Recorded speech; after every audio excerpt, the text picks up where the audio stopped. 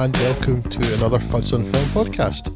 This time we're looking at Spycraft and some of our favourite films in the genre of understated spy movie. I am Drew Dundale, with me this evening Craig Eastman. Well, how do you do? And Mr. Scott Morris. Hello. All I can think about now is what you were doing before we started. What's that, pouring myself a gin? That's it, that's exactly what I mean, Craig, yes. Yes. Well, we could talk about the fact that you're getting your will set up to leave everything in event of your death to your firstborn son. My cat. Your cat, yes. Yes, I am. Clive will be in charge of my estate. Clive, the executor. What is your tipple of choice tonight, Drew? It is Tiger Beer. And Scott? The wonderfully generic premium Belgian lager from the finest from a petrol station. It's the finest lager you can get from a convenience store attached to a petrol station in deepest, darkest Montrose. So awesome. Well, I think as we were saying before, any port in a storm, Scott. I myself am on some nice gin, some nice Scottish gin and tonic. Scottish gin just sounds strange because I think associate gin so much with London more than anywhere else. Well, the Scottish gin scene is a big thing now, apparently. I was reading as early as 10 o'clock this morning, to be specific. I can't remember where, but I was reading an article all about Scotland's resurgent gin scene. As long as I was reading and not drinking at 10 o'clock this morning. Well, to be honest with you, it went for the fact I was waiting on my wife going into labour, then I would be drinking at 10 o'clock in the morning. I have no qualms with that. I had that very conversation with her previously. I think if you drink at that time in the morning but then stop again, you're probably fine. No, you keep going. Double down. The only way out is through. Yes, exactly. Right then, so I think that, and it's erroneous, but if you say spy movie to someone, there's a good chance what they'll think of, first of all, is James Bond. Now, of course, if you apply any thought to it, Bond films are nothing to do with spying at all because everybody in the world seems to know who he is. So he's the world's worst secret agent, and they're really he's just an agent. Yes. But it's what people would think of it. We want to look very much at the other side of this, the more understated... Authentic. Spy movie. Authentic is a reasonable word. I mean, to a degree, at least. And we've got to remember these are films, and I'm not sure the Ipcress Files projection room is particularly authentic. But no, but there's certainly some of these films that we want to talk about that are probably as close as we've seen on celluloid to the actual craft of spying and espionage and counter-espionage. So yeah, it's the spycraft, the tradecraft, that's quite often in these films, and as a result, due to the nature of that spycraft, they're very often deliberately paced. They burn quite slowly, and very different from something like a James Bond film or Triple X, that other great. Yeah, you don't often see Daniel Craig or Ice Cube doing any admin. The remarkably little amount of paperwork in those films. The thing about that is it sounds, and to some people it kind of sounds like it may be a bit dull, but actually I do, and I suspect both of you do too, find the slow burning spycraft film considerably more satisfying. Yeah, more satisfying in a number of ways, and I think actually the more realistic takes, to varying degrees that we'll talk about tonight on Spycraft, for me, the most important thing and the most enjoyable aspect of them is because they tend to be far more personal, and they're far less likely to be based around sort of contrivances such as world domination and secret layers.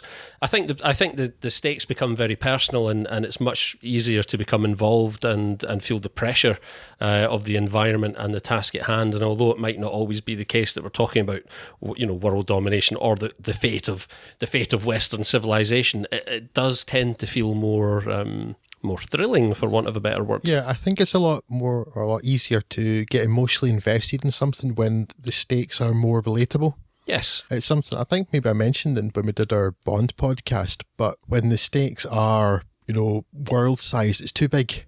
You can't really care about it the same way. No, and you can't. At that point, the minute that the stakes become that high, at no point then are you in any doubt as to what the outcome's going to be. Of course, the day is going to be saved. Whereas when you're dealing with some sort of mole hunt operation within a secret service, then really, when you go into that film, unless you've read the source novel or you're aware beforehand, then the stakes being that much smaller in an immediate sense means that you're far more likely to experience tension and be uncertain, assuming that the filmmakers play their cards right, which they do in a great number of the cases we'll talk about tonight, but you are much less likely to be certain of the outcome. Yeah, absolutely. You're spot on. When it's world domination at stake, well, you know it's going to be resolved. It'd be a brave film and an unusual film that, actually had the world being dominated at the end with the hero having failed. But when it's a smaller scale, that you don't necessarily know which way it's going to go. Yes, there is a possibility it could fail. Absolutely. You could finger the wrong guy, so to speak. Yeah. Well, we've all been there. But enough of our teenage years. Or is that just me? Oh dear, never live it down. So, to that end in particular, what we're going to start talking about is a film just a few years ago, one that we're all very, very fond of, perhaps one of the best ensemble casts we've ever seen, and that's the wonderful Tinker, Tailor, Soldier, Spy. My film of the year from 2011. Also mine. Good taste, Drew. Thank you. So Tinker, Tailor, Soldier, Spy then, but we'll talk a lot about John le Carré in this podcast because his novels have arguably been the most successful in their translation, broadly speaking, in their translation to the big screen across the years, which they have been subject to on many occasions. This most recent Tinker, Tailor adaptation, as you say, I think the first, certainly cinematic or large TV adaptation since the Alec Guinness starring adaptation of the 1970s that the BBC did, which is widely regarded as one of the best pieces of television that the BBC have produced even to this day. So to give you the short version of the plot, I suppose in summation, it's 1973. There's an operation in Budapest conducted by British intelligence to flush out a presumed Soviet mole. That operation goes terribly wrong, forcing the retirement of the agency's head control, played by John Hurt, and also his right-hand man, George Smiley, who's played by Gary Oldman. Control dies shortly afterwards, but not before having expressed his distrust in a clique of circus stalwarts who look likely to replace his regime, and amongst whom he suspects is the mole. So Smiley is tasked by Oliver Lakin, the civil servant with oversight of the circus, to conduct an operation covertly to flush out the mole, and what follows is best described as a tightly woven narrative of trusts and mistrusts as spies and agents of counter-espionage on both sides of the Cold War seek ultimately, I suppose, to wrestle control of Britain's intelligence operations. And I think one of the strengths of Tinker, Tailor, Soldier, Spy is that I read the novel some time ago and I had seen the TV adaptation a while back. I lose track of when now, many years ago now. And I kind of felt I was familiar enough with the source material. And then I went to watch Tinker, Tailor, Soldier, Spy in the cinema, was completely blown away by it. Alfredson's direction is absolutely sublime. And I came out of the cinema thinking to myself, wow, there's so much new material there that really built upon the source. And it's one of those great adaptations where actually the material's been expanded in all the right ways. And then, I suppose 6 months to a year later, I was driving around in the car and I was listening to the audiobook. And lo and behold, actually, I've completely misremembered it. And it turns out that it is fantastically close to the source material. But somehow that script and Alfredson's, was it Thomas Alfredson, right? Yes. Thomas Alfredson's direction convinced me that I hadn't really seen that material before.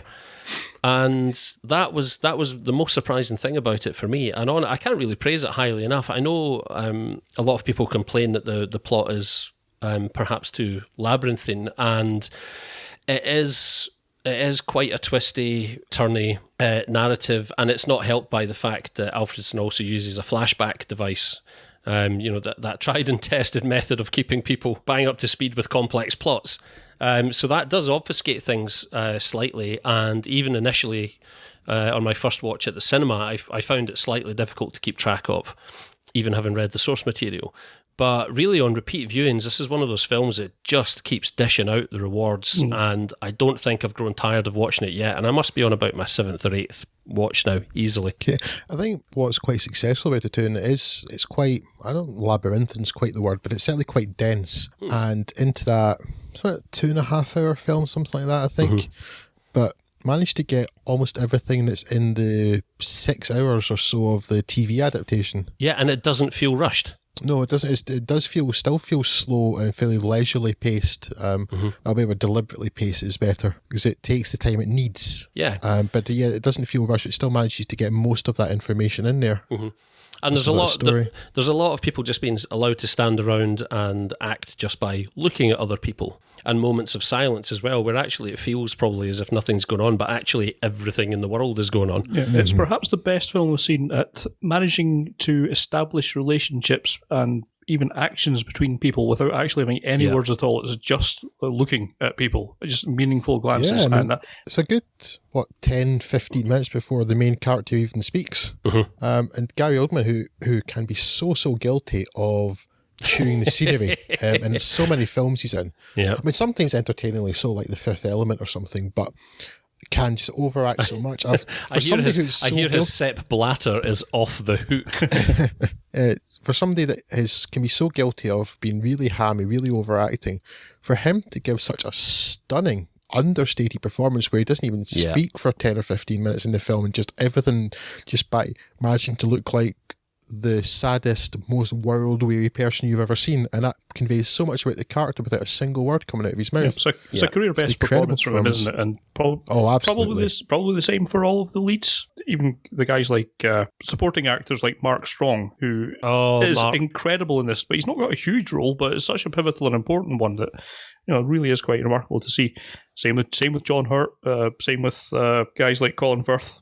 Tremendous roles. And Toby Jones as well. Toby Jones must get all of about 6 lines in this movie. Kieran Hines, I think, maybe even 2. Yeah, Kieran Hines doesn't have a lot to do. So I don't think Kieran Hines comes out as strong simply for lack of stuff to do, but certainly Toby Jones, Colin Firth too, and particularly Mark Strong, who I think we're all big fans of. And his wigs. I wonder if there's got to be like a cut of this movie that's twice the length, because when you look at those actors like Toby Jones and people like Kieran Hines, who are 5 words in the whole film, maybe Kieran Hines says. Yeah. And I think to myself, what did he just not have anything else on that weekend? But I think probably for some of these guys, the chance to work with that cast in an ensemble is probably a great attraction. And it is an incredible ensemble cast. And there are people in there too, and there are so many people and you tend to forget them. It's like you watch it, Tom Hardy's in this, isn't he? Tom Hardy's perhaps the least convincing for me. He feels a little bit out of his depth because the rest of this cast are just on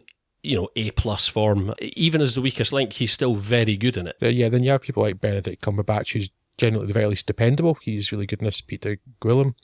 But then you have people who, I know I've said for years people talk about being a really good actor. Kathy Burke in this as Connie. She's fantastic. She was a revelation to me in this film. Talking about her boys. Yeah. Well, I mean, it's got a very good performance from Roger Lloyd Pack, who's Trigger from... I know. Only Fools and Horses of all things. Yeah, tremendous performance. Most bizarre. I think it's interesting, Scott, when you talk about how much is dealt just in terms of looks between characters, emoting without actually saying anything. The final 10 minutes of this film... Yes. Which on paper sounds bizarre. The final 10 minutes of this film, are edited to the sounds of a live TV performance of La Mer by Julio Iglesias in a disco style, which sounds ridiculous. It sounds ridiculous and completely at odds with the source material, but believe me when I say it works. And that last 10 minutes of film contains so many amazing glances between characters, off-kilter looks. So much is said without a single word being spoken in that. I don't think a single word is spoken in that last 10 minutes, actually. So much is said between characters, just by looks, between Mark Strong and what's his chops? Colin Firth, yeah. Between what's his chops and what's his chops? Between Gwilym and Smiley. There's a really amazing look as well, and the visual cues as well, the visual cues and metaphors. And that last 10 minutes, I would have been happy for that last 10 minutes to have been stretched out for 2 hours, and I would have felt like I'd had my money's worth. So much is packed into that. It's one of the most amazing conclusions to a movie that I've seen, both in terms of the edit and just the pace and the style and the content of it. I love it. I mean, not even spoken about the way the film looks, which is gorgeous. And packed with this lovely kind of period detail as well, which really makes it stand out from the crowd without looking like it's some sort of pastiche. It feels like, I mean, the film stuff obviously would have been better now, but it feels like it could have been shot then. The colours, or rather the lack thereof, it just seems spot on for the period. Yeah, I think a lot of attention to detail has been paid to the overall production of it, and it's one of those things where actually you don't. To its credit, you don't really notice it all that much as you're watching it. You just kind of immediately accept it, and then you know it's done its job. Mm-hmm. You're completely convinced. Right? Okay, yeah, I'm in 1974.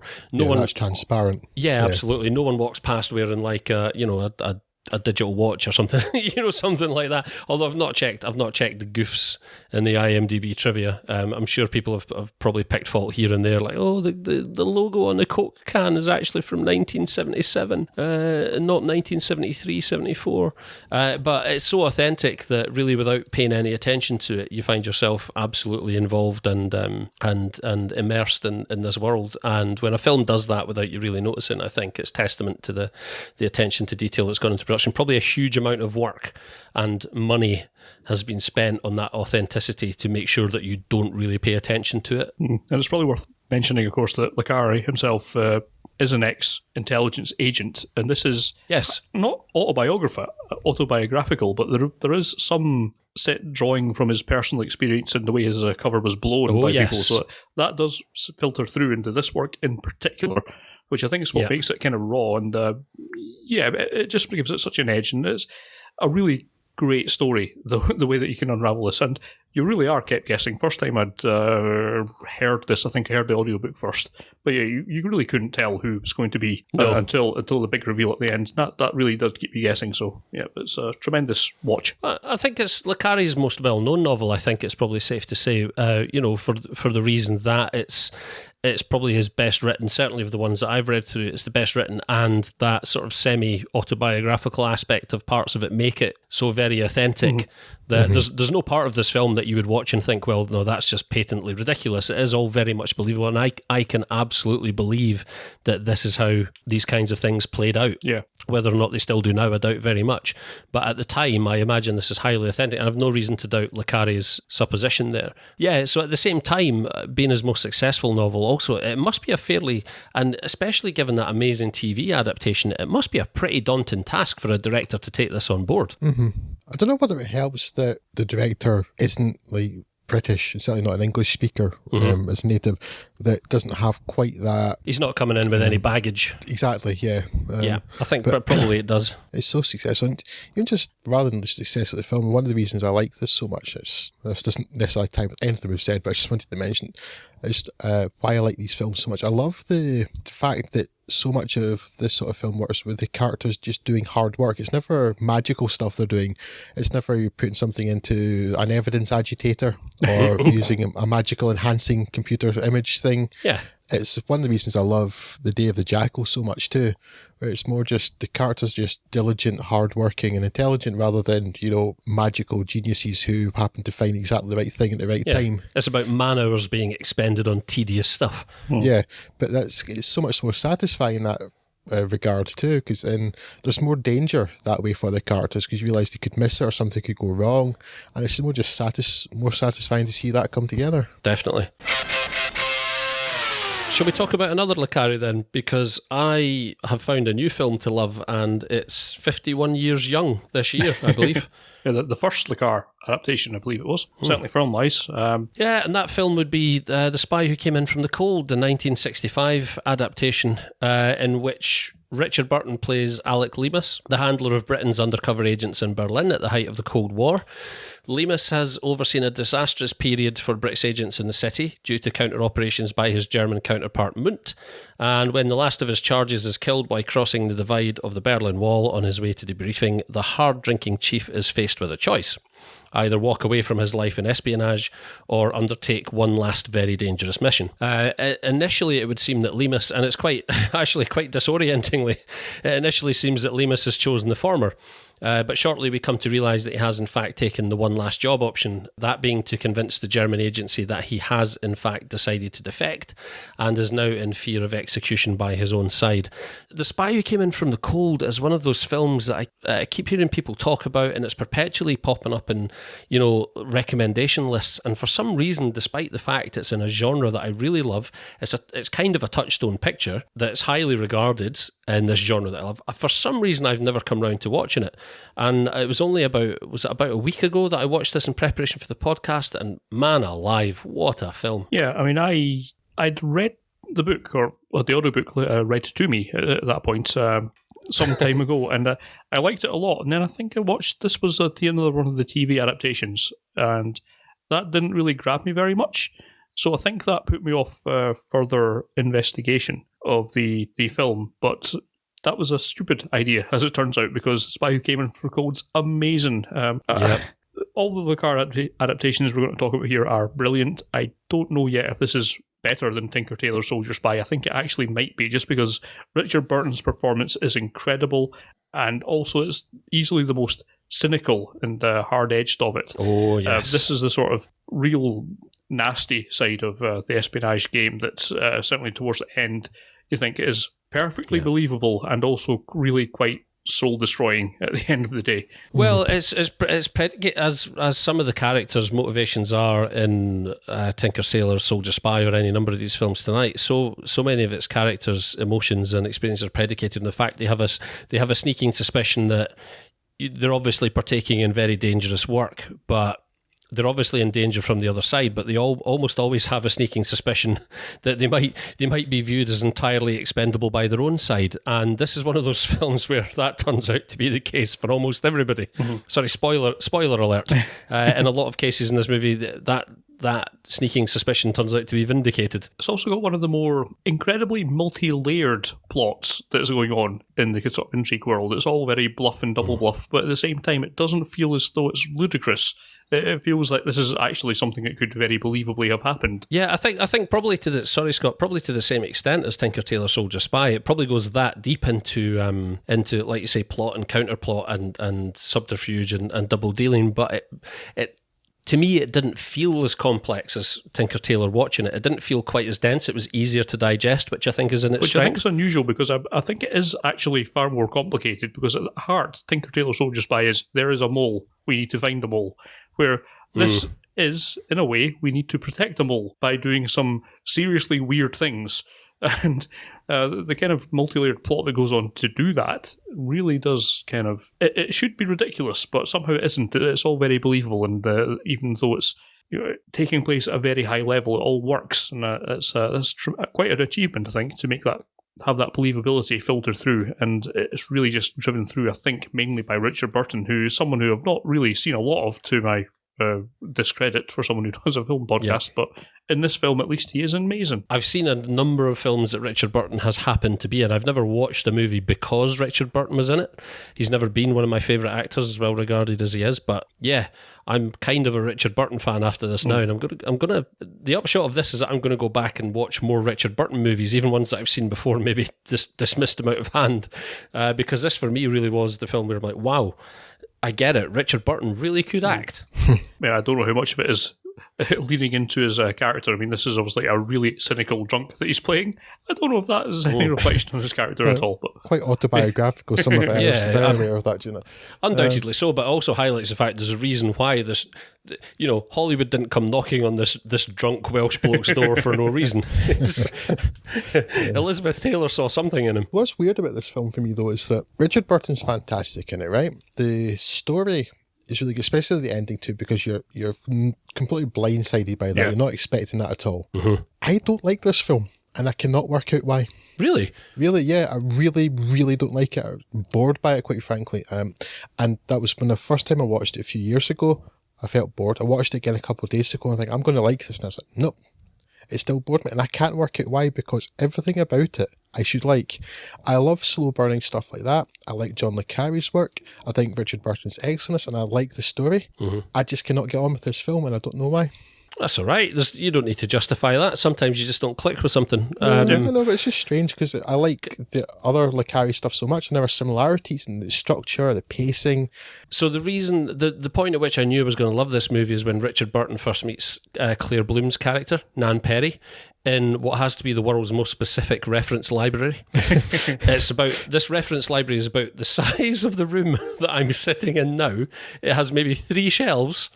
And I think, what is it he requests? He's looking to file a book, and it's like, oh yes, Metamorphosis, but specifically under lycanthropy. Like, right, but it has I'm a on board. lycanthropy section. Yeah, that's... yes. And I'm like, okay, it's got Richard Burton hammering the Scotch. And it's got this uber specific reference library. I'm in. Whatever you've got to show me, I'm going all in. Here we go. I'm putting my faith in you, and I was rewarded richly. Oh dear. I think I can see why, actually, because there was a point in the first maybe 10, 15 minutes where I was kind of sitting in the fence a little bit, Drew, and I'm not sure what the tipping point was, but at some point I kind of found myself engrossed, and then bang, the credits were rolling, and I thought, Jesus Christ, where did the last 90 minutes go? But I can kind of see that if you weren't fully engaged by that point, then I get it, but I hope you go back and watch it again. I've already watched it twice and didn't like it either time, so right. I don't know, I might, but I say, like, sort of rationally, everything about it I should like, but emotionally it never invested me. But that sucker punch at the end, though, like, without spoiling anything for a 51-year-old film, if you haven't seen it, if you don't want, I mean, skip ahead a couple of minutes if you don't want anything spoiled for you. But that point at the end at which Nan Perry is shot trying to go over the wall, and Richard Burton has the opportunity to make it over, and he clearly just decides, to hell with this, what have I got anyway? That's everything I'd invested myself in, and any hope I had of a normal life after this just slumped down on the other side of this wall dead. I'm going with her. That really took me unawares, because as you said, Scott, that cynicism that runs through a lot of these films and the expendability of people, you always assume that cynicism is going to extend to the main character. And I think it's perhaps the only time in a film, whether it's been of this genre, whether it's been an adaptation of a novel or not, that I've seen that main character faced with that decision, and I automatically assumed he would just say, well, look, that's what happens, that's the game we're in, and rather than proceed with cynicism and just brush it off, as we've seen a million times in Bond movies, we've been conditioned just to accept that the good guys, if he is going to feel bad about it at all, is just kind of man up and get on with it. For this guy to decide, what is there past this anyway, I can't be bothered anymore, and just allow himself to be shot, was really a sucker punch for me. I did not see that coming at all. Yeah, that had been exactly what I was going to talk about too, and it's what Scott mentioned earlier too, about sort of you not really knowing what's coming in this sort of film, again, with the stakes being lower too, that you can be completely blindsided by something like this, that you're not expecting the hero to do anything like this at all, or for that to have happened, that the whole thing was a setup and the woman was expendable and they were always expecting her to die, but he never knew that, and he'd stopped being this great spy and not paid attention to stuff like that he should have known, and it's so well crafted. It's such a good story, and it's kind of disappointed that I don't like it more. But well, the thing of it is as well, I think you kind of should see it coming, because when he's afforded the opportunity to undertake this mission at the start by his own boss, he makes it very clear that, look, you can do this if you want. I'm essentially going to be using you as a means to an end. And Lemus undertakes that. So really the signs are kind of there, but you still, I guess, whether it's conditioning or, whatever it is, you still don't expect that. It's a movie. Of course you don't expect, the hero to make such not a terrible decision. Clearly it was the right decision for him at the time. To make such a counterintuitive decision really was, I'm surprised that a movie this old had the power to do that. It was something I hadn't seen before. Right then, so we're going to move on to one more John le Carré film. Another one that very successfully translated to screen. And this one much more recently, though. Well, I say much more recently than Spy Who Came from the Cold. Obviously not that much more recent than Tinker Tailor Soldier Spy. The Most Wanted Man stars the late Philip Seymour Hoffman. He plays Günther Bachmann, who's the head of a German counter-terrorism agency, although they're not exactly legal, who's interested in getting information about Islamic terror groups and trying to find a way into them. So he's rather interested when in Hamburg arrives the son of a Chechen immigrant who's the son of a Russian soldier who has a claim to pretty substantial ill-gotten inheritance. That gives Bachmann the opportunity to expose a major financier of terrorism, but he has to contend with the interagency politics and bureaucracy and backstabbing that goes on in the counter-terrorism world. Yeah, so first of all, I'll mention again what I said there about the casting. There's a couple of odd castings here. Now, Philip Seymour Hoffman's fantastic, but why he is cast as a German, why Rachel McAdams is cast as a German, I don't know. Well, clearly there aren't really any good actors in Germany, who could have capably carried out this role. And, if nothing else, in the last 15, 20 years of European cinema, we've learned that there's not a single actor in Germany who's capable of a convincing portrayal such as this. Yeah, but again, it's low key, it's slow burn. It's a case of it being like the sort of deliberate investigation again, and this time what's thrown in, which not so much in evidence in other films, is there's the politics that I mentioned. There's professional rivalry, professional jealousy. There's people looking for funding, that sort of thing. All that sounds like it could be really dull, but it's actually really fascinating in this film. To me, and the first I had a chance to watch this was the other night. It's a film last night. It's a film I've been meaning to catch up with for a while. And for me, the biggest danger in this film, the biggest threat, comes from the interdepartmental rivalry, because the context of this is the most important thing. Obviously, these operations are taking place in Hamburg in the sort of the present day, and Hamburg is the city which spawned the 9/11 conspirators. So you have this action taking place in a city whose authorities are very much aware of the fact that they are a hotbed of this kind of activity, and that they are determined for the same thing not to happen again. But that the 9/11 conspirators were able to operate within the city with largely, and plot with impunity, largely because of the distraction caused by interdepartmental rivalries. And history is repeating itself. And so for me, the biggest sense of danger came not from this is he, isn't he question of the motivations of the immigrant character, but actually, are the Germans going to f*** this up again amongst themselves was the biggest source of tension for me. And I felt... Oh, we've got to add in the fact that the Americans do a fair good job of trying to f*** it up for them also. Yes, absolutely. Although, this is the problem is that obviously the Americans take an interest as well, and when they feel that Bachmann's investigations, he's quite happy to sort of let things play out slowly and make the judgment call on when to make a move. He wants to see how much information he can gather, but that his superiors within other organizations and pressure from the Americans to just swoop in and detain this guy regardless of what the outcome of the investigation may be. That's where the source of tension comes from, not necessarily whether we're going to witness some sort of terrorist atrocity being facilitated. And that was, to me, that was the film's strong card. But there were one or two things that bothered me about it. But sorry, carry on, Drew. No, it's okay. You carry on if you have something more to say. No, I think I really enjoyed this. But of the three Le Carré adaptations that we're going to look at, this was the least involving for me. I don't know whether it's just that the contemporary spy game isn't as appealing to me, and if anything, it's even more office based than it would appear that the spy game of the 70s was. But I didn't feel that the spectre of the problems being caused by the interdepartmental thing is sort of ever present in this movie, but I didn't perhaps feel as much tension as I should have done. It wasn't as sufficient an agitator as I would have liked, because fairly early on in the film I'd convinced myself that the son of the Russian soldier probably was going to be relatively benign. And we spoke earlier about the stakes and how this kind of film operates on a lower level of stake, and that's often more satisfying. But although this film, I suppose the stakes are pitched somewhere in between, because there is the impression that perhaps, the next big terrorist atrocity might hang on this investigation. At the same time, it is kind of a small clandestine operation. It's very procedural, but I don't know whether it's just that. I just don't know whether it was in adopting or sort of being subject to that middle ground kind of made it less satisfying at either end of the spectrum.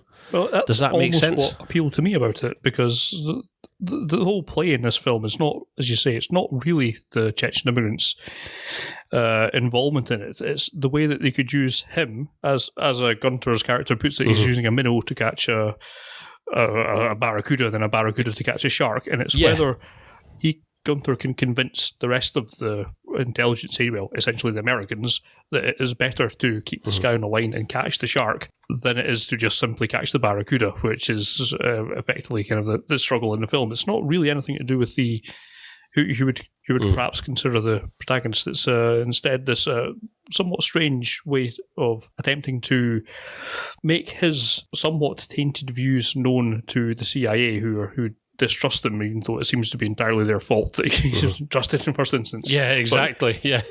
After expressing their concern about him, they then turn around and say, "Yeah, it was kind of our fault that you're in the position you're in anyway." But so yeah, that's what appealed to me. Plus that, and just the tremendous performance from Philip Seymour Hoffman. It's just really good to see him getting a proper leading man role. So that is another plus point in the film.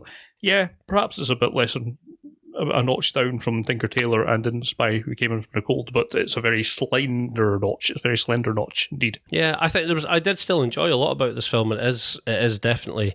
I'm not sure. For me, I think it was. We're splitting hairs now as to the definition of a slim notch. For me, it was a slightly bigger notch below the other two, but I did still really enjoy it.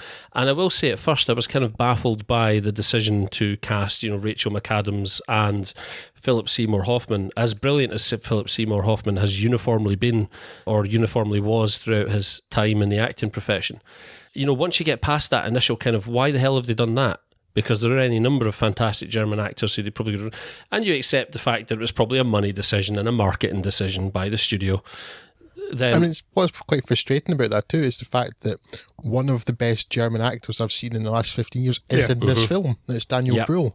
And it's like, wish you would get a better role. It's like Daniel Brühl's got this tiny role and Willem Dafoe's playing a German. What's going on? I was almost baffled by the fact that Daniel Brühl would have accepted the role, given how small it was and given the work he's done at this point. But c'est la vie. Once you get past that and once you accept that's the way it is.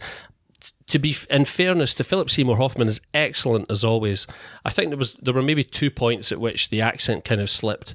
Rachel McAdams also surprised me in terms of how convincing she was. Again, once you accept that they're there and you get in the mindset of, okay, they're German, you have 2 options. You either go down the route of just let people use their natural accents and just pretend they're German, or have them adopt a German accent. And actually, I was concerned at first that I thought, oh my God, no, they're trying to do German accents. This is all going to go Pete Tong very, very quickly. But actually, Rachel McAdams and Seymour Hoffman were fine by and large. I think Willem Dafoe seemed to struggle a little bit with it more, and his role, I think you're quite right, it was the one that was the most baffling. It's why this relatively, second note character had to be an American actor. That role, more than any of the 3 roles played by Americans, could easily have been played by any number of German actors.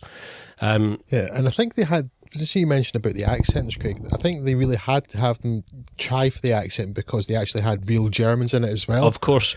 But they were kind of smart about it, and I guess they both they didn't go all in with crazy sort of with deep accent or anything. They went in fairly lightly, and it's, if you go in for the authentic sort of, if they'd gone in for an authentic Hamburg region accent and spent, a year with a voice coach preparing for the role, usually when they do that and something so specific, it usually goes belly up. But here, to me, they just sort of adopted quite a laconic, generic, soft German accent that it was still obvious that they weren't native German, but it allowed you to kind of accept it and move on with it and not pay too much attention to it, which seemed reasonably well judged. The question still hangs why they felt the need to cast any Americans at all, but it wasn't, for instance, it wasn't a kind of Sean Bean and Patriot Games sort of accent level or anything. No. That didn't take you out of it every second. I've been in meetings with hamburgers for the past couple of days. Of course, and to be fair, their German was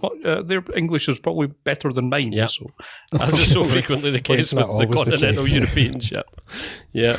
Absolutely. But no, I did really enjoy A Most Wanted Man. It wasn't quite in that same league for me as Tinker Tailor and Spy Who Came In From the Cold, but still very much a worthy picture, and as a procedural, and again very much with again, I won't, because this is a more recent film, I probably won't discuss any spoilers, but definitely an ending that comes as, again, quite a sucker punch, in fairness, and leaves you feeling quite that was blindsided by that. Oh yeah, ending. absolutely, and is utterly exasperating, because throughout the film, if nothing else, Gunther's not a character who's the sort of, again, it seems to be a Le Carré thing, but he likes a bit of a drink, but he's not necessarily he's not necessarily a maverick. He feels like an outsider, but he's the guy who it's fairly immediately obvious that actually his approach is the one that makes the most sense. And that the approach of the other departments who are putting pressure on because of external pressures from the likes of, allies such as the States, they're the guys who maybe aren't thinking rationally, and the quick win is not the way to go. You're absolutely behind Gunther throughout the film, and his method, you're actually, absolutely committed to it being the right one. And without going into any detail, it's the ending is incredibly frustrating. Of course. Yeah, you do feel for the character, don't you? Yeah, really, and not just for the character, but for the world at large, because actually you think, this is probably the sort of thing that goes on. This sort of short-sighted term-by-term approach by politicians is the kind of thing that doesn't get the necessary work done, and that is spoiling the ending for you if you can put two and two together. But yeah, again, it's that kind of trademark Le Carré punch in the guts, I suppose, at the end. Very satisfying. Not quite the same league, I don't feel, as the other two films we've just discussed, but yeah, very satisfying nonetheless, and I'm glad I watched it. Right then, so we've had a discussion of a few films that are based on works by John le Carré. Now, so the other big name in this field is Len Deighton. So we're going to move on to the most famous Len Deighton work, which is the Ipcress Files, starring the great, starring the great Michael Caine. Yeah, I wondered where you were going with that. Weirdly what? I was just going to make comments about what he's been saying recently, but I thought, it's not the time or place now, so I don't care. Why? What's he been saying? Just his Eurosceptic nonsense. It's like, it's when actors start getting political, it's like, just shut up. Also, when actors start getting 82, they start talking to empty chairs and So the Ipcress Files is one of the most enduring and iconic British spy movies outside of the Bond franchise, starring Michael Caine in his first appearance as Harry Palmer in an adaptation of Len Deighton's book of the same name. Palmer is an army sergeant with a counterproductive attitude toward authority, and he is surprised to be taken from surveillance duties and placed in the charge of Major Dalby. Dalby's concerned with an investigation into the disappearance and or brainwashing of Britain's key scientific minds. Assuming that he's been chosen for the task as an expendable asset, Palmer nonetheless undertakes the duty in his own inimitable fashion, uncovering plenty of double dealings and causing chaos along the way. I suppose, let's throw my opening gambit in there. I'm going to say something, and I don't know if you're going to feel it's controversial, boys. As much as I think that John le Carré's adaptations, pound for pound, are objectively the better films and the better examples of filmmaking, I enjoy the hell out of the Ipcress Files so much that if it came down to a wet weekend and I was stuck on the sofa under a blanket and I had to choose one of these films that we've spoken about so far to watch, I would almost always go for the Ipcress File. I think in large part that's probably because Michael Caine is playing a role that is far more tinted by James Bond than the far more civil servant-y types that you'll find in Le Carré films. That's the thing, right, is that for whatever reason, and I don't know because I've never read the source material, but I strongly suspect that it's the same case for the novel as it is for the movie, but the Ipcress File is pitched somewhere in the sweet spot between Le Carré and Bond, where people pull out the odd shooter occasionally.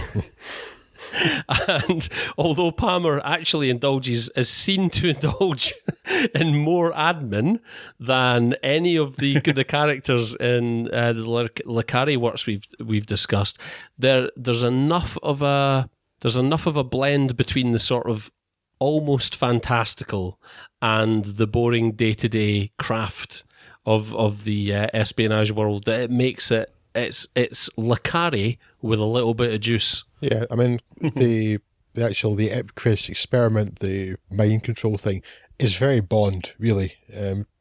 It's very Bond, but and I know you said earlier you touched on the projection thing, Scott, the projection booth thing, but it wasn't me. I'm on board with the projection thing. I've read what MK Ultra got up to. I was going to say, was it you, Drew, that mentioned it? Oh, okay. But actually, like Scott Scott dismisses it out of hand stuff. It strikes me as the sort of thing that actually the Soviets didn't mind chucking a bit of money at bizarre stuff like that every now and again, and it doesn't strike me as being anything like as outlandish as some of the the MacGuffins or the plot contrivances in the Bond films, for example. It's a little bit fantastical, but it's not Invisible Car fantastical, if you know what I mean. No, I mean, it's not like people would be running around saying the Manchurian Candidate was particularly outlandishly plotted, but it's essentially the same thing, more or less. The problem I have with this, I know what you're saying, and it's maybe not outlandish, but I just see, and it's not the same, but it's, for some reason, whenever I see the projection room, I always start thinking of on Her Majesty's Secret Service and the messages at night. Well, at no point in the Ipcress file has Harry Palmer extolled the virtues of chickens. I thought we were going to say you were thinking about the Amiga demo scene, but that's the whole of the Ipcress file is a 64K demo. Nah, just a sample of a guy going, "Listen to me, now listen to me," over some sort of shifting vectors and warp effects. The whole plasma tunnel effect thing. A little bit of acid, a little bit of techno. Loving it. Sorry, I think we've digressed slightly. To be honest, I don't have an awful lot to say about that Ipcress file, other than I enjoy it immensely. Michael Caine gives a barnstorming performance that is essentially James Bond, but real, more or less.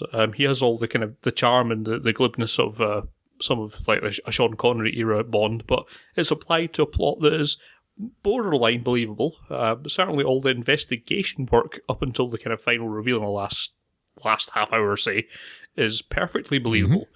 And all of that works tremendously well. And it really doesn't age. It's the sort of film I've watched a number of times throughout the year, but it just feels almost contemporary all the way throughout it, up until, maybe the last half hour, but it feels an awful lot like this is how things would always have went and will go. Even though aesthetically it's kind of quintessentially 60s. True. And like complaining about the encroaching of American-style supermarkets as opposed to the old British corner shop and things like that. But even that somehow doesn't really date it all that much in a strange way. No, and I think, too, you think of the 60s and you think how suave Bond was and things, but you can't imagine him cooking for himself. But so that seems like out of place. But actually nowadays, that would be spot on. Also, just I'd largely agree with what Scott said there. I just add in that John Barry's theme for the Ipcress file is basically the quintessential spy music. It's amazing. It's like, and you've heard there's so many riffs on it, but that music, that style of music, it says spy. And it's been used, that type of music has been used in so many things, even like video games like No One Lives Forever is clearly very inspired by the Ipcress file, but it's like, right, this is like 60s spy thing, but it's like the quintessential spy music. Yeah. And I know John Barry's been much more associated with his work in James Bond, but I think the Ipcress file is his most successful work, actually. I would tend to agree with you on that. And also the cinematography. I'm sitting here. I've never read anyone mention the cinematography of the Ipcress file, but I take a step back from that statement. And I think, how much have I actually read other people's opinions of the Ipcress file? The cinematography as well. This must be fourth or fifth time that I've watched the Ipcress file over the years now. It's one of those films that I sort of watch every 5 to 6 years, and this is the first time that I've really been struck by how good the film looks. It's got that classic spy thing of, it uses a lot of Dutch angles and the cinematography, the framing of some of the shots, it's got some of that classic stuff of sort of eyes peering into a rear view mirror, which then goes out of focus to reveal the view behind, being this beautifully framed shot of someone in a Mac standing next to a pillar kind of thing. Some of that stuff there's a really beautiful shot. It's probably my favourite shot in the film, actually, of looking through the gap in a parking meter about somebody approaching across the road. It's fantastically done. It's just such craft in that. Yeah, there's so much to enjoy about it, really, that I think probably the first time I saw this film, it might have been yourself that convinced me to watch this, Scott, some time ago, or your mention of it. Am I correct in saying that this is a film that you have a fondness for from quite some time ago? I'm fairly sure I first saw this in high school when I was still running around basically doing terrible Bakukaido impersonations at everybody. That's right. And this would be one of the things that inspired me to do said terrible Michael Caine impersonations. I want to say it was about that time, and I think it was probably your mention of it that got me off my backside and found a copy of it or found it showing on TV at some point, taped it and watched it. And one of those films that really probably, I think, as a teenager, it stirred some sort of interest, purely stylistically, but now I only really appreciate that element of it, now that my faculties have developed sufficiently. We're saying we like the Ipcress file, and we think you should watch it if you've not seen it already. What I did want to mention is, I know we've not done much like trivia or anything during this, it's not really the point, but there's something, because Michael Caine is so iconic in most roles that he's in, and I think Harry Palmer's one of his more iconic ones, and you believe Michael Caine, so you think... Because at first, his bosses think he's a thug, but you realise now he's a gourmet too. He's quite a complex character, but Michael Caine's believable like that. But there were a couple other people considered for the role. Now, Christopher Plummer, I think, would have been quite forgettable. Richard Harris was considered for it, and Richard Harris, I think, would have worked for this. Again, you can imagine him, but there's a power to Richard Harris, a physicality, right? Yeah, that's one of those where it would have been a very different film, though. Yeah, it would have been a very different film, but I think Richard Harris would have worked in the role, okay? But one of the people that was considered for this, and I just cannot get my head around this, it's why I wanted to mention Wait a minute, Burt Reynolds. It's always Burt Reynolds. It's not Burt Reynolds. Is it Channing Tatum? It's not. That would have been... I like Channing Tatum. I would have no problem with Channing Tatum. Harry H. Corbett. What? The son from Steptoe. Steptoe and Son. Or Son. What? Seriously, yeah. Harry H. Corbett, the son from Steptoe and Son, was considered for the role of Harry Palmer. I can only imagine that speaks more to the death of kind of authentic-ish working-class actors going around at the time than it does Wow. Very possibly, the actual yeah. sense of that casting decision. Now listen to me, Palmer. Listen to me, you dirty old man. Anyway. It's probably worth mentioning at this point that we will be covering another Len Deighton, Harry Palmer escapade in our commentary track. Yes. Due with you in 10 days, which we shall be covering Funeral in Berlin. So, a lot of the films we've covered so far have a largely British cast. So what we're going to do is move to the other side of the Atlantic. This time for 1974's The Conversation, starring Gene Hackman. So the Conversation has long been one of my favourite films, and I guess not technically a Spycraft movie in the strictest sense of the word, but in moving west of the Atlantic divide, I suppose we may as well shake things up a little bit and expand the definition a little bit. And it very much is an espionage movie in the sense of surveillance. So Gene Hackman plays Harry Cole, a private surveillance expert with a reputation for almost magical abilities in the audio recording field. He's hired by a security service director to spy on his wife with her lover. Cole, mindful of his experiences on a previous job that led to deaths, becomes convinced that in turning over his tapes to this director, he is condemning the two lovers to a similar fate. Unaware of the true nature of the scenario playing out before him in snippets of stolen audio, Cole gradually descends into paranoia and isolation, leading to a terrible revelation that his fears have been tragically misplaced. There you go. That's the long and short of The Conversation. Everybody talks about Apocalypse Now as Francis Ford Coppola's great movie, but to me, The Conversation is actually his best work. I've never really rated Apocalypse Now. I thought Francis Ford Coppola's best film was comfortably Godfather Part 2. But The Conversation's up there. I think Apocalypse Now is the greatest of cinematic indulgences, right? It's the thing of legend that I think the legend is bigger than the actual, the benefits of the work itself. The Conversation is the film that demonstrated to me, and I suppose The Godfather and The Godfather Part 2 are fantastic works, but I think The Conversation is the kind of film that actually is very difficult to pull off convincingly. Does that make sense? Yeah, I mean, this is a very hard target to aim for. I mean, particularly given the lead character you've got here.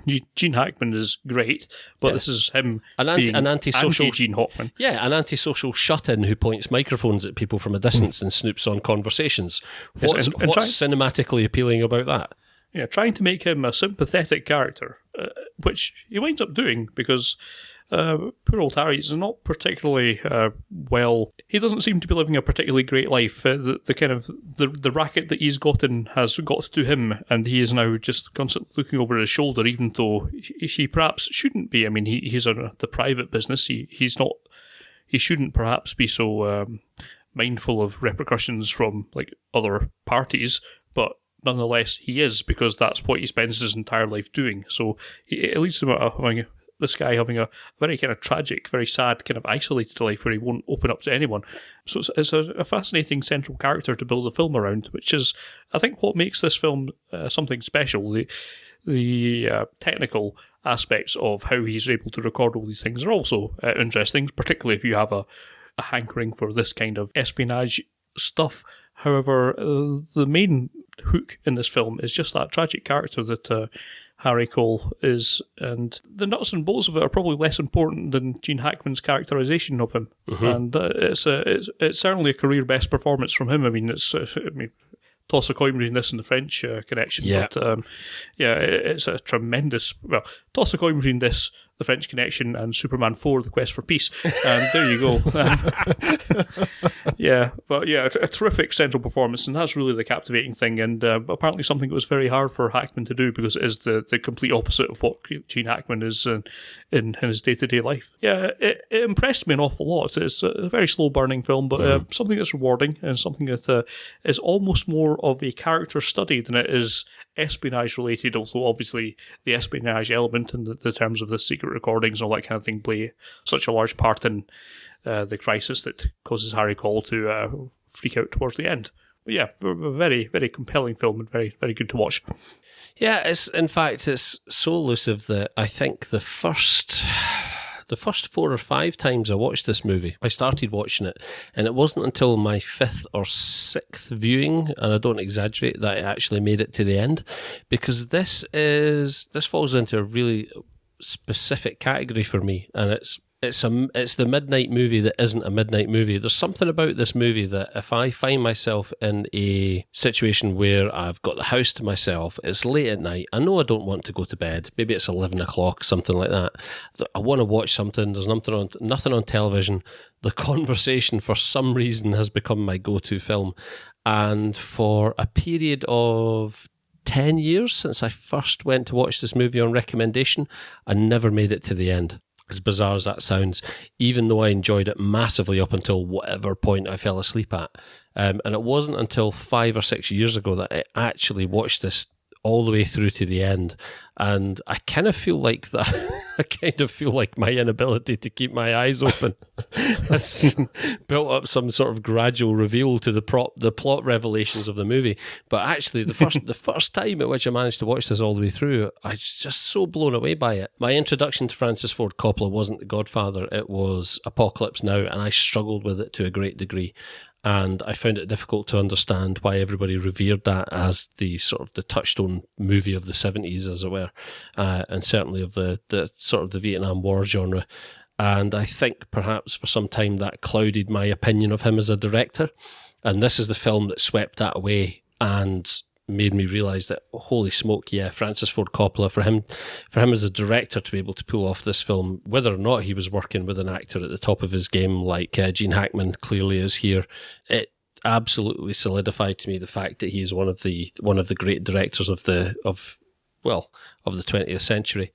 I think a movie of this scale, which deals in something so personal as Harry Cole's character and his internal struggle, is very, very compelling for whatever reason. And I think there's not really an example of a film that works better on a personal level with the main character than The Conversation. But there you go. I don't know what I was trying to say. I think you might identify with that somewhat isolationist tone that Hackman's character builds up in his... Yeah, I'm not shut-in, but there is something about that character that I think, I empathise with, but I'm not sure. I think there's something of that character in everybody. Yes. It's not that I'd make a case for myself as a Harry, as the quintessential Harry Cole. I think probably in some respect everyone can identify to him, especially, I think this is one of those films that becomes more prescient as time has gone on, and it's perhaps more relevant now in an age in which people feel more connected, but in reality are more isolated than they've ever been. Mm-hmm. I think his descent into sort of paranoia from behind a barricade of electronic equipment feels really, really oddly prescient in the time that we're living in now. And this is a film which is over 40 years old now. And there's something that still speaks about it. And I think any film that endures that length of time and remains as compelling and as relevant as anything being produced today is, yeah. There you go. I feel like I'm rambling now. Pretty good. I liked it. Yeah, I don't have much to add, so I'm just not going to say anything. So I would just be saying, yeah, he's right. So listen, that was a conversation. I've no idea how much listeners are going to have gotten from that, because by the time it's been edited, it may be less than cohesive. So unfortunately, Drew has had to leave us, but Scott and I are going to rattle through the last couple of movies that we wanted to talk about. Anyway, Scott, what was next on the list? Continuing the transatlantic theme, which has been a little bit lacking so far, but we're going to talk about The Good Shepherd, the 2006 Robert De Niro directed film, which we have Matt Damon as Edward Wilson. He is the head of essentially what will become the CIA as it goes forward. It's not at the time, but it kind of essentially acts as a history of the American covert intelligence agencies. Yes. As it kind of tracks it from the start, just before the Second World War, all the way through to what would eventually become the CIA that we know and love today. Oh, and how we love those clandestine fools. Yes, so there's probably not a lot of joy to be had trying to go through the plot step by step, but essentially it's talking about Edward Wilson, who's a kind of composite of two other somewhat historically based fellas, as he struggles to maintain what his sense of morality is in a world which increasingly makes him take actions and authorise actions that are somewhat against the normal run of morality, as you might expect. Of course, it also plays quite heavily into his family life. He marries relatively early in his career, but because he's posted away for years at a time, of course, his family kind of grows increasingly distant to him, leaving this character who is nominally one of the most powerful people in the world, you could argue, leaving him almost entirely isolated and alone, particularly by the end of the film. And it's a film that I remember watching in 2006 and thinking, that's quite good, and then never really thinking of it at all until it became mentioned in the knockabout lists of what we were thinking of covering for this episode. I was surprised when I looked a bit earlier. It's not really that well regarded. I suppose I can see some of the more common knocks against it. It is, even by the standards of the stuff we're talking about today, very deliberately paced. Yeah. It is a rather slow film, and it does kind of push your attention span, I think, to its limits. Nonetheless, I think there's enough interesting things going on between Matt Damon's performance and the general overture of the things as it kind of works its way through the Second World War, through the Bay of Pigs, and so on and so forth. That the kind of internal house cleaning that occurs when it becomes apparent that there's a spy in the agency. I think all that works reasonably well. I think it holds my attention, at least, quite well throughout all that time. It's not my favourite film, I would say, that we've talked about today. It's probably lower on the pecking order, maybe the lowest, come to think of it, but it's still quite a very enjoyable film, I thought. Something that doesn't really deserve the kind of middling reviews that it's been given. There's enough marrow to be sucked from it that I think that makes it well worth a watch. The last time I watched this film was probably a couple of years after it was released. I think that was a second watch. I can't recall all that much about it, if I'm honest. It's the one film that I didn't get round to, because it does have a substantial running time. Mm-hmm. It's the one film that I didn't get round to rewatching in preparation for this podcast. What I will say is that it does feature a woman being thrown out of a plane, and for that reason, I enjoyed it greatly. Yes, which may be about the only women we've spoken about so far. Pretty much all the films we're going to talk about in this bit of a sausage fest. Exactly. I've got a notice in front of me here where I'd written down... If I'd been introducing this rather than Drew, I was going to mention Sausage Fest. The world of espionage does seem to be a bit of a sausage fest. The other kind of slightly bizarre insinuation I took from this as I watched it earlier today was that it seemed to be claiming that there was no such thing as American spying agencies before World War II, as it kind of introduces us back to Dumbledore II's character. And he said, now you really need to learn all the black arts that the British have to teach us here because we don't know them. Like, are you sure about that? Are you sure? Yes. So it's a bit of a... It does seem to paint the CIA in attempts to do it in a kind of a somewhat of a white light. It's trying to say that these guys are always just trying to protect American interests, but sometimes their ethics are somewhat contrary to what the characters might actually wish themselves. But somehow it does work for me. It's in no way painting anyone as a hero. It's certainly by the end of it, you get a certain degree of introspection on Matt Damon's part, which you can quite clearly see, even if it's not actually stated. But if you're paying any kind of attention to it, it's clearly not being laudatory towards most of the CIA's goals, as most films talking about the CIA aren't. So, exactly, and I think I'm not necessarily. I do recall. I can't speak with any authority because it's clearly been about 8 years since I last watched this film, but I do recall really enjoying The Good Shepherd, but at the same time, I wouldn't necessarily recommend it to just anybody unless you have at least a passing interest in the genre of spycraft, in which case I would certainly say go for it. And I think one of the points that it's to be noted on is the fact that, yes, for an American studio picture, it is quite open to the notion that, look, the world of espionage by definition is a world of subterfuge and deception, and it's not there to convince you that the Americans are the good guys in all of this. It kind of sets its stall out as being, look, this is a function of necessity, and by necessity, this work involves this kind of behaviour. And I think it's quite frank about that. And it's, when I first watched The Good Shepherd, I looked at the reviews. It's kind of I guess a 5 or 6 out of 10 kind of average was I think at the time something like along those lines, the review score, and I was kind of baffled by that. Because I really, really did enjoy it, and it's an investment in time because I think it's close to pushing 3 hours, right, runtime. Yeah. It certainly is an investment of time, but it's not. It's by no means a perfunctory movie. Yeah, it's a very well crafted film. I thought it's one of De Niro's not particularly many directorial things, and I think it works pretty well. I think he's done a great job of getting a stellar performance out of Matt Damon, who's sort of dependably reliable in this kind of thing, I think.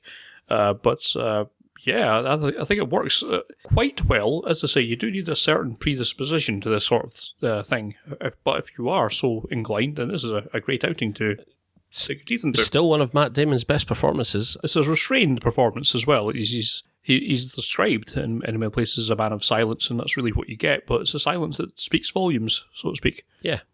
An interesting movie. Let's go straight on to Munich, because I think a lot of the things that I would say about Munich are the same things I would have just said about The Good Shepherd. That makes sense. It's the same sort of tricks. You're basically, in this film, you have Eric Bana heading up a squad who is tasked with tracking down and killing the people behind the Munich Olympics atrocity, where some Palestinian terrorists kidnapped some Israeli athletes and killed them.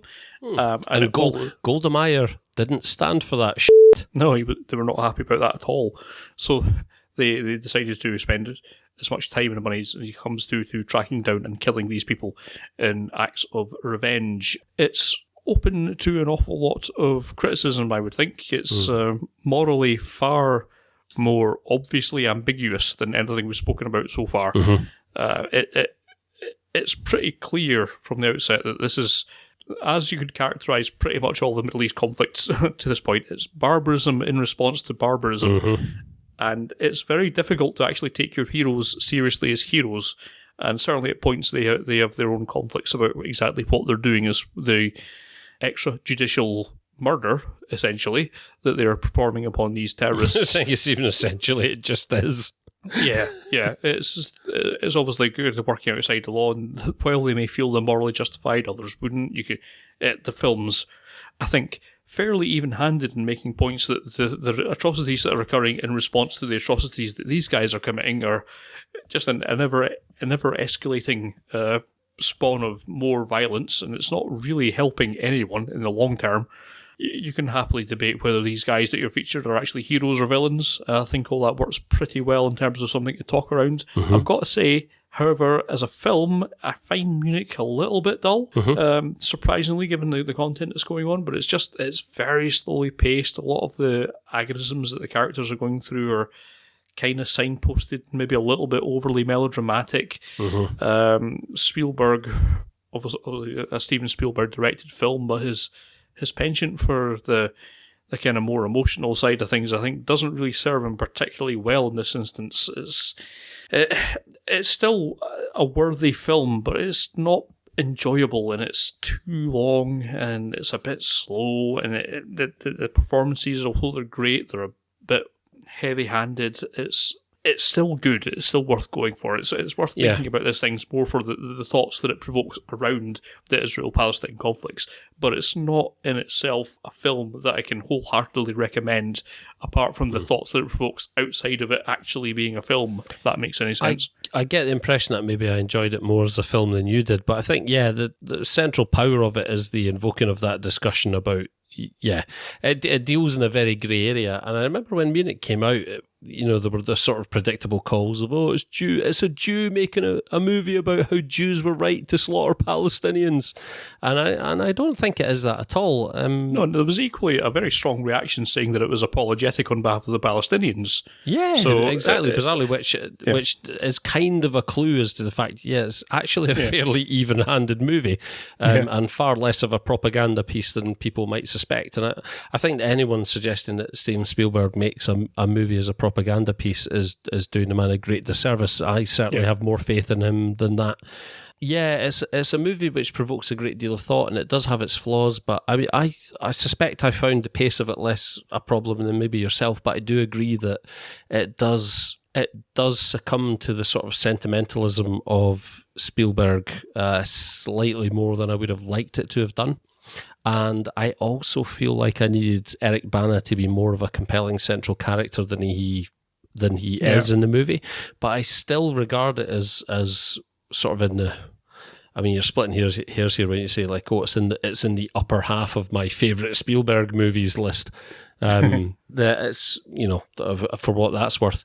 I really did enjoy Munich, and it's an interesting entry in the espionage genre, because it is very definitely that, but it's a side of the espionage genre which we haven't seen, which is here's where a state uses espionage as a measure of retaliation, and almost reaching out in anger, and that's not something we've seen before. And for someone who grew up in Thatcher's Britain, it was enlightening for me to see that, for all that people talk about, regardless of how you viewed her as the leader of Western democracy, people tend to cite Margaret Thatcher as being the epitome of the strong female leader, but actually Golda Meir was there.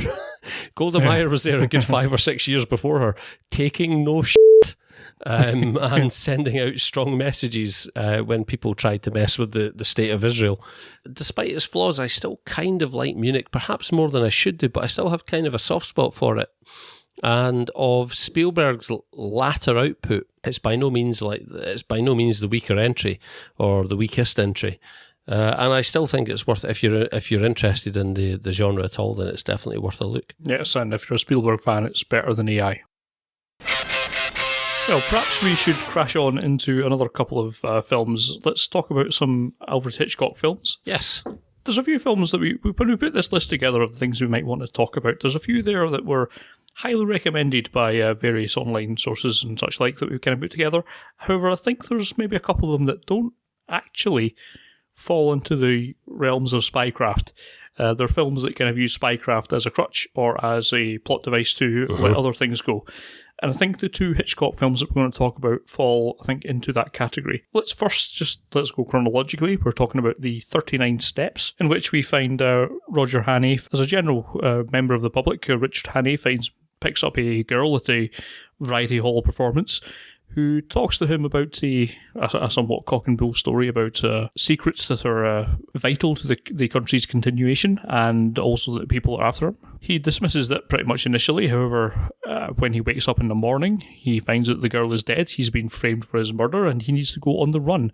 His only hope of clearing his name is the 39 Steps clue that has been given to him, which leads Hannay on a merry chase up to Scotland to uncover the source of this spy, this leak that is possibly threatening the future of Britain, and taking things from there. Now, it's quite difficult to think about this from the viewpoint of view of being Scottish. Now, I assume you watched the same thing as I did, the 1935 version. Yes. Because it was remade, I think, some years later in colour, but it's the black and white 35 version. With Richard Chamberlain or something like that. Yes. Now, the problem with the 1930s film is that, as I touched upon earlier, there was not an awful lot of authentic working class, or in this case, Scottish voices are available to be cast in these films because they were all often dying in various world wars. Mm-hmm. And so you wind up with this peculiar thing, and it's common to pretty much everything in this era, so it's kind of slightly unfair to focus on this too much.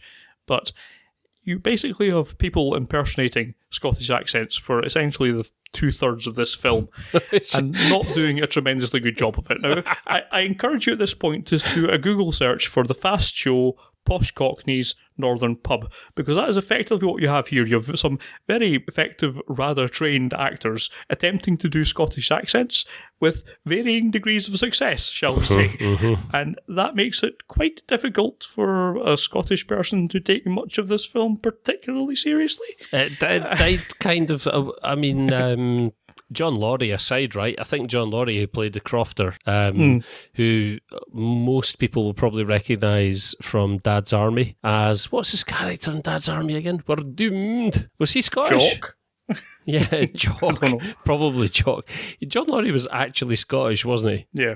And I think he might be the only actor in this film playing a Scottish part who's actually Scottish. So yes, I suspect I found the same issues that you did, Scott, which are specific to the Scottish viewership, which is that it's difficult to see past the lack of authentic Scottish character portrayals in this movie. Having said that, if you can set this aside, Hitchcock's 39 Steps is actually quite an effective little piece, and it threw me a bit of a rope-a-dope, because for all that Hitchcock is one of the quintessential directors of the 20th century, this film made me realise more than any other that I am massively unfamiliar with his work.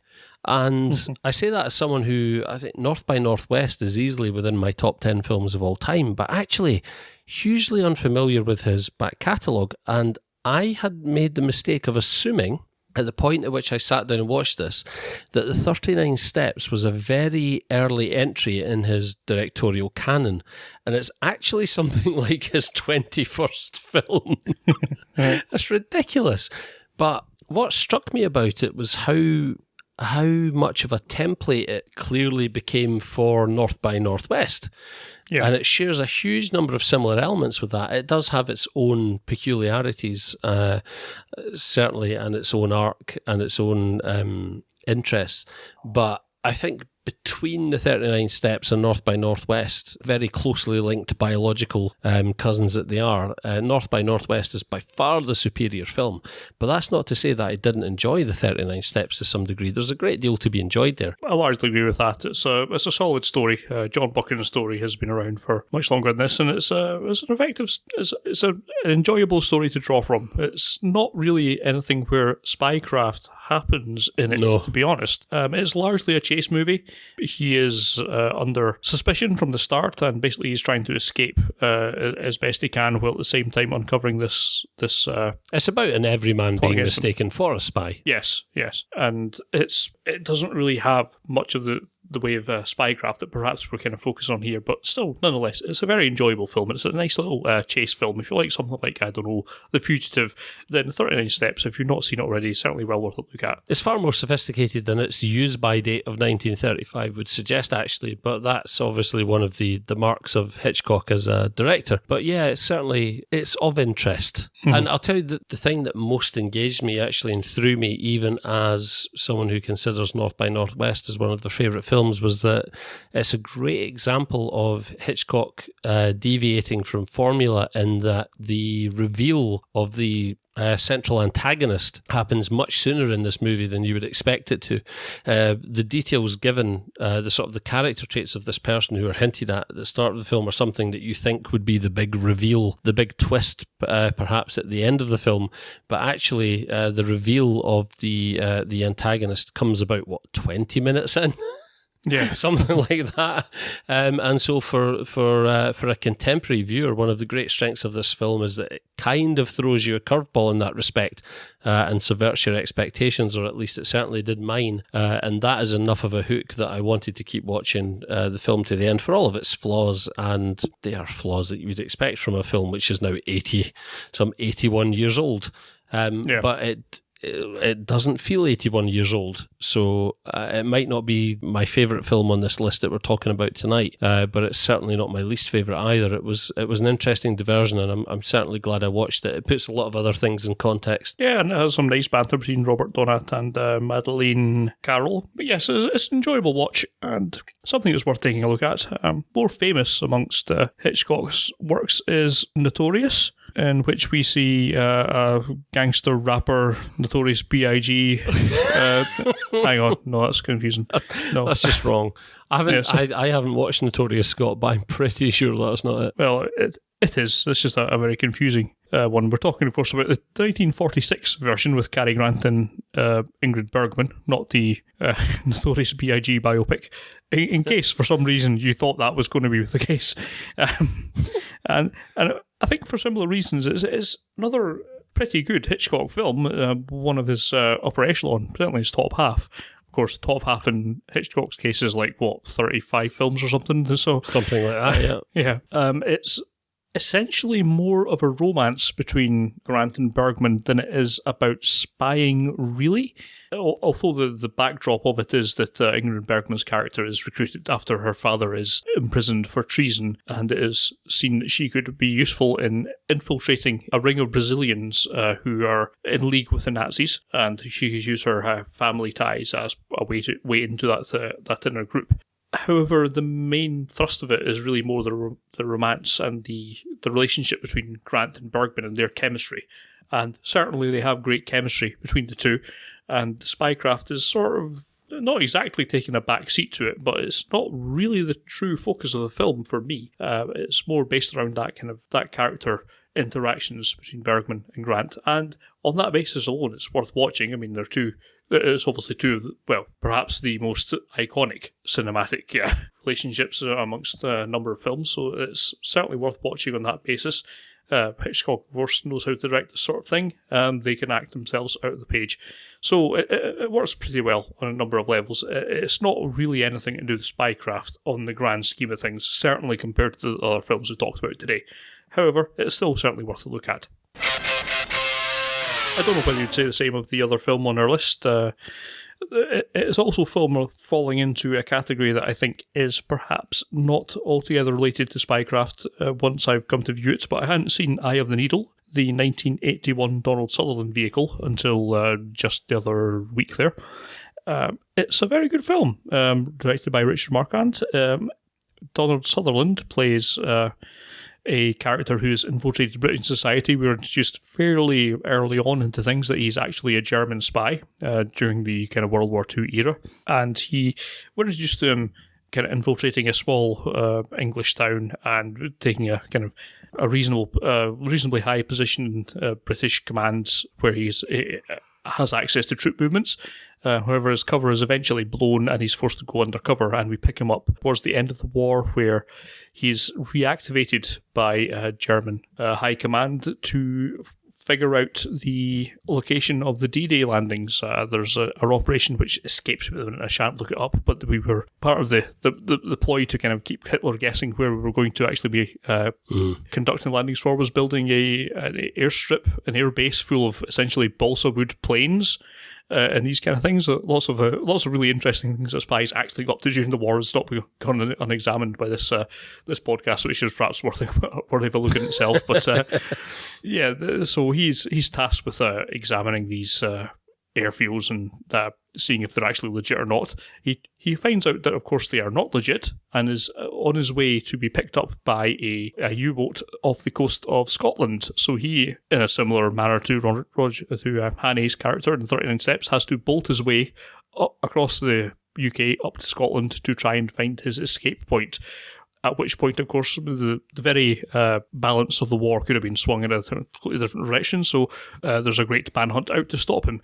And essentially this becomes more of a kind of manhunt film than it really does anything to do with Spycraft after he makes his initial discovery in the first few reels of the film, really. Nonetheless, it's a particularly enjoyable film, largely due to Sutherland's performance. It's he does a very good job of being kind of affable, at the same time just turning in a flick of an eye to being very, very cold, very calculating, and killing people in that instance. So, as one does. Well. Yes, he manages to pull off that kind of casual psychopathy quite well. So, fair play to Donald Sutherland in that instance. Quite an enjoyable film. Something that's well worth taking a look at if you haven't done already. Yes, I would give that one a bash if you haven't done so.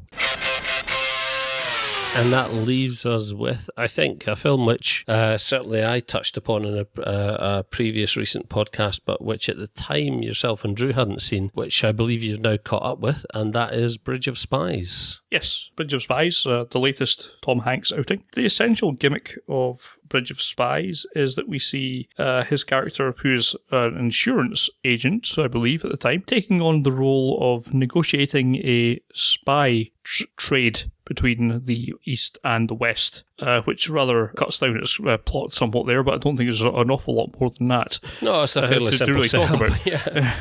Yes. Well, I think the most interesting thing in this film is the number of really great central performances that you've got. Tom Hanks himself, while he's always been a good actor, he's always been an actor that is a little bit Tom Hanksian in his roles. There's always something that kind of pulls you out of his performance. That's always been my problem. He does like a 98% great performance in pretty much everything he's in, and that 2% is like, and okay, I'm not convinced by that in particular, but I think this might be one of the first ones where he's full character, if you like. Mm-hmm. And I think that's perhaps the outstanding thing on this for me. Again, it shares a lot of the things we've spoken about before. It's very deliberately paced. There's not a lot of action that you'll see in here. It's all based around some fairly clandestine meetings and trying to figure out exactly what people mean when they say something, which is not exactly the same as the things that they're saying. It's quite a nicely balanced and layered performance, a layered film, helped by a great performance by Mark Rylance, and there's really not much of a weak link in the film. It's a very enjoyable film. Again, it has the Spielbergian thing of being perhaps a little bit too long, but that's really the only criticism I have of it, and that's not much of a criticism, because I was certainly quite entertained for all of the time that I spent with it. Yes, a highly enjoyable film, and if you've any interest at all in the spy genre, and particularly in the sense what happens to spies after they're caught, and the kind of the great game of political gerrymandering that occurs after it, and the kind of spy exchange, then sort of essentially it's what happens when Spycraft goes wrong, as you wind up in a situation like this, and it's certainly a very interesting thing to see. Yeah, I've really enjoyed Bridge of Spies. I mean, I'm not going to say too much about it because I gave my opinion of it in a previous podcast, and you should check that out if you haven't already. But I think the point I made then about some criticism I'd seen levelled at Bridge of Spies, that it was Spielberg on autopilot, which I think is really unfair. And I'll mention again here for anyone who didn't listen to the previous podcast, but a director operating on autopilot and a director being really comfortable with the process that they're working in and having confidence in their actors to deliver what is necessary are two different things entirely. And the impression I get from this film is that this is Spielberg, and he may well, I do get the impression that Spielberg was quite comfortable with this piece. I don't see that as a bad thing. I feel as though he had the confidence in Hanks and Mark Rylance to deliver the performances required to carry this film. And it is very much a film which depends on its performances. And I don't think that's to Spielberg's detriment that in this occasion he recognised that. And he, as a director, almost takes a back seat to that. That, to me, in this circumstance, there are directors to whom that would be an easy way out. But in this instance, I will give Spielberg the benefit of the doubt on previous performance, on his past achievements, and suggest that actually this is Spielberg understanding the material, understanding the tools he has to work with, and appreciating that on this occasion, his job as a director was to step back a little bit and let his two main players carry the film, and I think they do that really admirably. There are one or two parts I had an issue with. The one that sticks in my craw a little bit is the sort of the callback towards the end of the film of the scene where the children are running through the garden and they go to climb over to charge over the fence, and it's a shout back to the scene in which Hanks is sitting on a train, similarly on a train going past the Berlin Wall, and he witnesses people trying to cross the Berlin Wall and being shot. And in the latter scene, his sort of relief that the children make it over the garden fence in one piece, in the sense of the achievement of a job well done. And this is, it's like, yes, that's right. I did my piece. I'm just witnessing good old American suburbia. That feels a little bit overtly Spielbergian, but I kind of feel like I'm being harsh in that assessment, because if it had been anyone else's film but Spielberg, I might not have made that judgment. I might have said that was a really nice callback. But overall, of the films I saw in the cinema last year, this is comfortably in the top three, I think, and I really enjoyed it. It's one of Spielberg's more relaxed, more sedately paced pieces, as much of his latter output has been. So yeah, really, really fantastic film. A different side of the Spycraft genre, but it does certainly fall into the category that we're discussing tonight, in that it reviews that side of, okay, what's the process and what's the procedure where the spy game goes wrong. And I would highly recommend it. Certainly is one of the best studio pictures that I saw last year. Yep, indeed. I heartily agree with that. Certainly worth looking at if you haven't done already. Well, thanks very much for your attention there as we run our way through our favourite Spycraft related films. and descended into alcoholism. Yes, as we've battled with our demons, and as nations battle with their own demons. This brings us to an end to this podcast. We've not been soliciting an awful lot of Twitter feedback in this one. We did just get one in there, just there, from the Magic Lantern podcast, saying that they're also partial to the John Le Carré adaptations, such as Tinker Tailor Soldier Spy and The Spy Who Came Out from the Cold. So that's nice of them. It's good to know that we're not alone in that opinion. It's certainly probably the best that we've spoken about so far. They mentioned The Spy Who Came In From the Cold and The Deadly Affair as being their favourites. So certainly ones that were on our list. Nice. We will be back with you fairly soon. We will be back in a mere 10 days with our coverage of the second in the Harry Palmer trilogy, as we give you a commentary for the film Funeral in Berlin. Assuming we recover from our formidable hangovers, we will return on the 10th. Until that time, I have been Scott Morris, and my compadre has been Craig Eastman. That I have, and no mistake. Take care of yourselves and each other. We will see you anon. Farewell. Bye.